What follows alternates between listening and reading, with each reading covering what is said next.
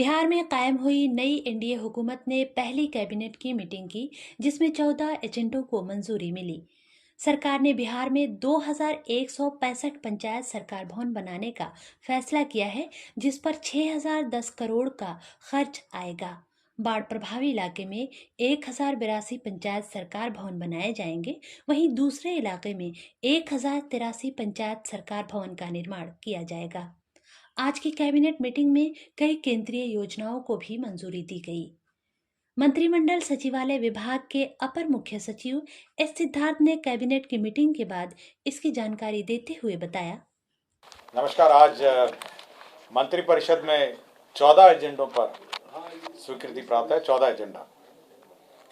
सबसे बड़ी योजना जो स्वीकृत हुई है वह है पंचायत सरकार भवनों के निर्माण के लिए। राज्य में 2165 पंचायत सरकार भवन निर्माण किए जाएंगे, जिसमें बाढ़ प्रभावित क्षेत्र में 1082 और सामान्य क्षेत्र में 1083। तो आपके 2165 पंचायत सरकार भवन निर्माण किए जाएंगे। इसमें 6010 करोड़ 10,48,000 रुपये 6,010 करोड़ का इस पर व्यय होगा। 6010 करोड़ का व्यय होगा। तो सबसे बड़ी योजना है जो मंत्रिपरिषद ने 2165 पंचायत सरकार भवनों के निर्माण के लिए स्वीकृति दी है।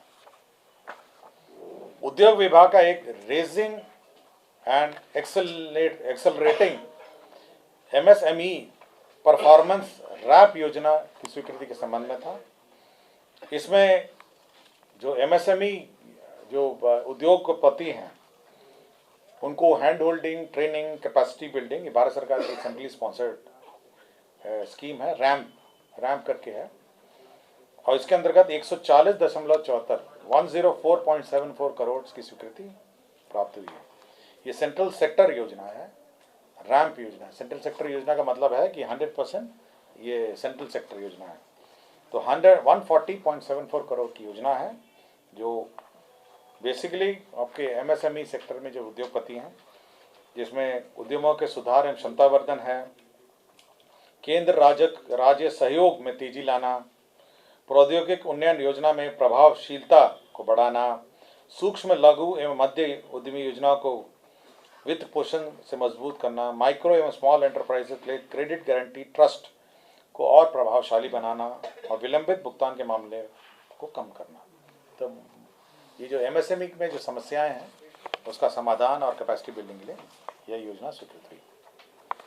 विज्ञान एवं प्रौद्योगिकी विभाग में जो आपके इंजीनियरिंग कॉलेज हैं, राजकीय इंजीनियरिंग कॉलेज हैं, उनके छात्र छात्राओं को इंटर्नशिप नीति एक स्वीकृत हुई है। इंटर्नशिप नीति के अंतर्गत एक इंटर्नशिप पॉलिसी लाए हैं, जिसमें 10,000 रुपये आपको इंटर्नशिप में दिया जाएगा और तीसरे सेमेस्टर के बाद 4 सप्ताह का, 5वें सेमेस्टर में 6 सप्ताह का और 7वें सेमेस्टर में 8 सप्ताह का प्रावधान किया गया है।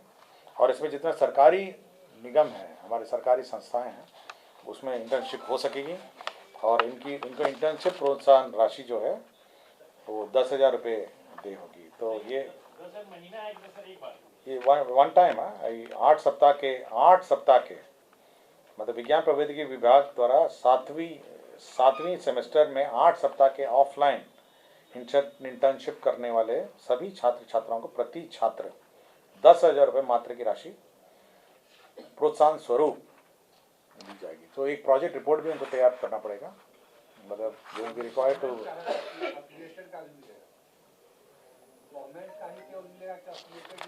सभी का है, लेकिन मतलब आपको एक आपके जितने निगम है ये सब हैं, तो आपको एक प्रोजेक्ट रिपोर्ट तैयार करना पड़ेगा और 10,000 रुपीज़ जो है इंटर्नशिप आपको एक वन टाइम आपको दिया जाएगा। विज्ञान प्रौद्योगिकी एवं तकनीकी शिक्षा विभाग अंतर्गत कार्यालय प्रचारी की का नियुक्ति चल रहा था और उसके बाद वो एडवर्टाइजमेंट रद्द हुआ और फिर से उसका जो संशोधित नियमावली उसके अंतर्गत परीक्षा लिया जा रहा था। तो पूर्व में जो परीक्षा शुल्क लिया जा रहा था उसके आलोक में नए परीक्षा में परीक्षा शुल्क नहीं लिया जाएगा। तो परीक्षा शुल्क जो है, आवेदन पत्र जो है फॉर राइटिंग एग्ज़ाम लिखने के लिए जो परीक्षा शुल्क जो लिया जा रहा था, ये छात्र नहीं है, ये परीक्षा शुल्क आपका प्रति कैंडिडेट होगा ना। ये आपका 14 करोड़ था, 14 करोड़ 14 करोड़ था ये परीक्षा शुल्क था। 3,46,777 लोगों ने परीक्षा शुल्क भरा था और फिर से री एग्जामिनेशन हुआ तो परीक्षा शुल्क माफ करना, हाँ उन लोगों ने कैंडिडेट्स ने दिया था 14,92,65,000। तो नए के लिए भी उतना ही लगा।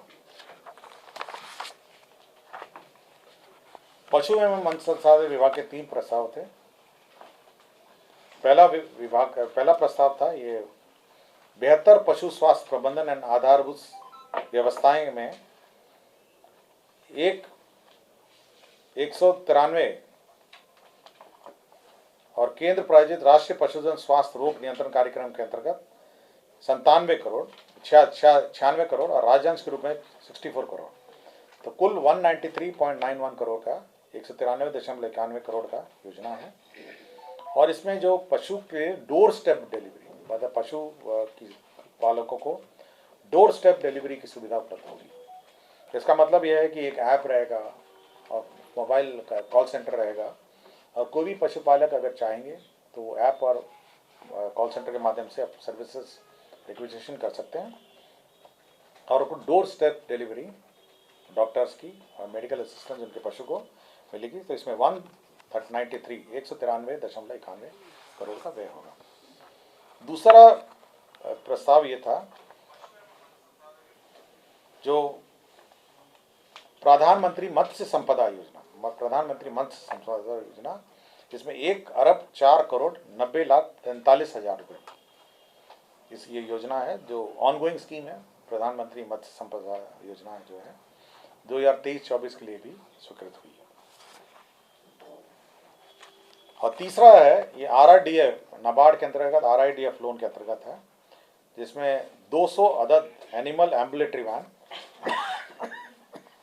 8 अदद animal lifting and carrying vehicle और राज्य स्कीम में ये 7/2 का भी पार्ट है। इसमें 41.38 करोड़ होगा। तो 200 एम्बुलेटरी वैन है और 8 एनिमल लिफ्टिंग व्हीकल भी हैं, तो इसके अंदर व्यय होगा।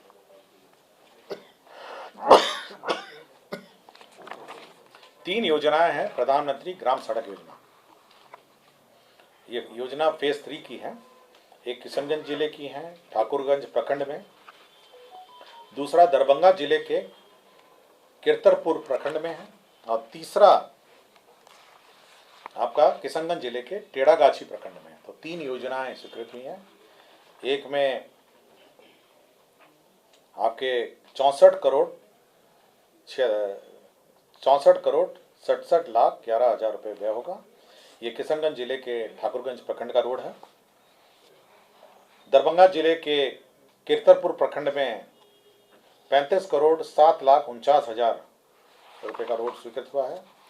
और योजना संख्या ये प्रधानमंत्री ग्राम सड़क योजना किशनगंज में 31 करोड़ 42 लाख रुपये, तो 3 प्रधानमंत्री ग्रामीण सड़क योजना में स्वीकृत हुए हैं। विज्ञान प्रौद्योगिकी एवं तकनीकी शिक्षा विभाग NIT पटना, आपको याद होगा कि 4 तारीख को माननीय मुख्यमंत्री जी गए थे वहाँ पे और उन्होंने एक इंक्यूबेशन सेंटर स्थापित करने की घोषणा की थी 4 तारीख को। तो ये B+G+4 basement plus ground plus 4 और फर्नीचर सहित और अन्य जो इंक्यूबेशन सेंटर है NIT का, ये 47 करोड़ 76 लाख रुपए की स्वीकृति दी है, प्रशासनिक स्वीकृति। ये NIT द्वारा ही संचालित होगा। ये granted aid science and technology विभाग द्वारा NIT को उपमुक्त किया जाएगा और B+G+4 की बिल्डिंग होगी और फर्नीचर सहित होगा। आगामी लोकसभा चुनाव निर्वाचन में 2024 और 25 में जो पर्सनल मैनेजमेंट है सॉफ्टवेयर जो है, जिसके माध्यम से इलेक्शन पर्सनल का डिप्लॉयमेंट होता है, मॉनिटरिंग होता है, वह NIC द्वारा उनकी संस्था NICSI से कराए जाने का निर्णय लिया गया है। इसकी अनुमति दी गई है इलेक्शन विभाग को नॉमिनेशन के आधार पर। नगर विकास विभाग में जो नगर निकायों के लिए वाणिज्यिक कर विभाग द्वारा पेशा कर, जो आपके पेशा कर जो वसूली होती है, उसे 75 करोड़ जो है वो विभिन्न नगर निकायों को विमुक्त करने के लिए प्रस्ताव आया था, ये नगर विकास एवं आवास विभाग का है। और अंतिम एजेंडा ये था कि योजना एवं विकास विभाग का, जिसमें राज्य योजना अंतर्गत जो कार्यरत बिहार मौसम सेवा केंद्र जो सृजित पद हैं, ये पहले योजना मद में थे और हर 5 साल इसको रिन्यू होना था। अब एक गैर योजना मद में स्थानांतरण कर दिया गया, ये योजना को ही स्थानांतरण गैर योजना में कर दिया गया है। इसमें 10 हैं आपके जो प्रशासनिक पद हैं और तकनीकी विशेषज्ञ पद 43 हैं। तो मौसम विज्ञान केंद्र, आपको जानकारी होगा, मौसम विज्ञान केंद्र का एक ऐप भी है जिसके माध्यम से टेम्परेचर और वेदर की जानकारी मिलती है। तो 43 हो गए आपके एक्सपर्ट, और आपके जो क्लरिकल और एडमिनिस्ट्रेटिव स्टाफ हैं वो 10 हैं। ठीक है।